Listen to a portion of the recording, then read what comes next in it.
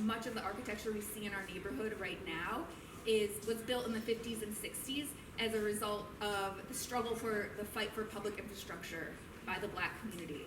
And so a lot of times mid-century buildings like us are maligned as ugly, but you know, they are really, really, really important to preserve because they have been Black spaces for so long.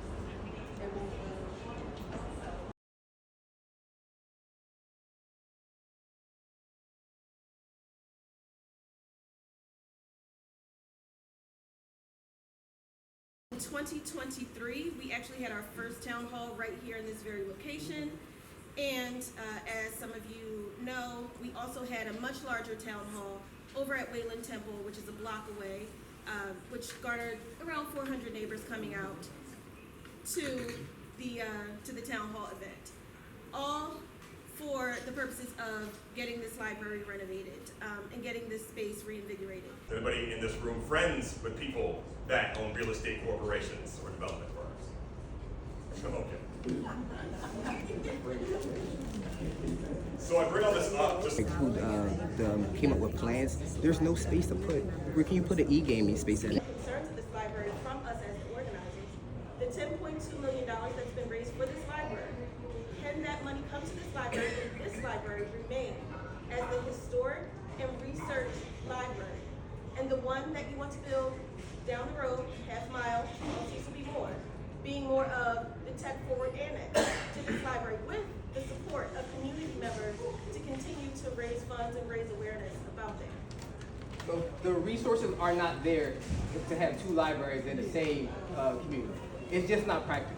And so as we are fundraising and figuring out what is necessary, I'll say, I think this space, again, can remain open as a public space, as a community space. Never tried to take this space away as a community space. So when anyone said that's not true. I've never tried to take this space away. We have this building space here. The community likes it here. The community is deeply invested in seeing this remain a library because of its historical value. And it's a reasonably sizable space. If you've been to various libraries in the city, which I imagine you have, there is a lot that can be done here with this space with $10 million that would give the children of the community and the other members of the community what we need. And there are other spaces in this community that could use development that could be turned into some of the things that I hear you talking about. The rec centers need attention. We could develop some of those spaces that you're talking about in those rec centers as they get attention. We need to get this library moving and done so that we can move on to the other needs that this community has. We can't build on top of it. There's empty space in the basement level that we cannot build on to provide the space that's necessary. We can't. So, as Sierra mentioned, since 2022, staff and community members worked really closely with Rebuild to make a plan with architects, electrical engineers, HVAC dudes, to actually cost out what things cost. Now, it might be more expensive because we didn't start when we were supposed to start, but there are a number of things that original $5 million couldn't pay for that the additional $5 million could pay for. So like a commercial kitchen, a new circulation desk, improvements to the facade and the exterior area.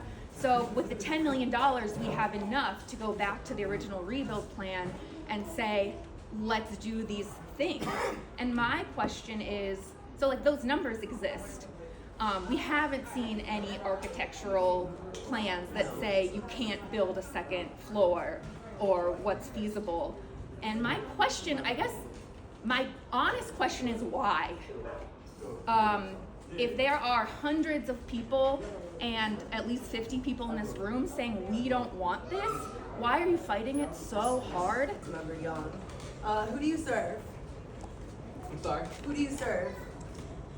The residents of Sharswood. That's right. Your constituents have asked time and time again that they want to use the funds to fund this library to make the renovations.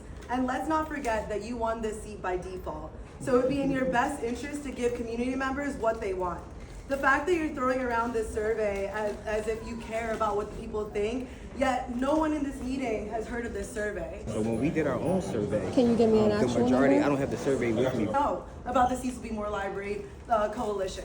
So why did you not send the survey out to us? We did. We said, Sierra saw the survey. You saw our survey, correct? I'm just asking, did you see our survey? Yes. What you stood here and said is surveys with an S.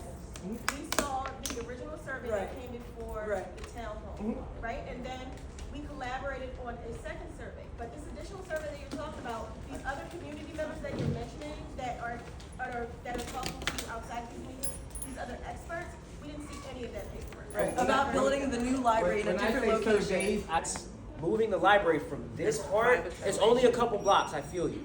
It's a half mile, but it's a whole world of a difference. In 1968, they had a Black Power conference here in Philadelphia.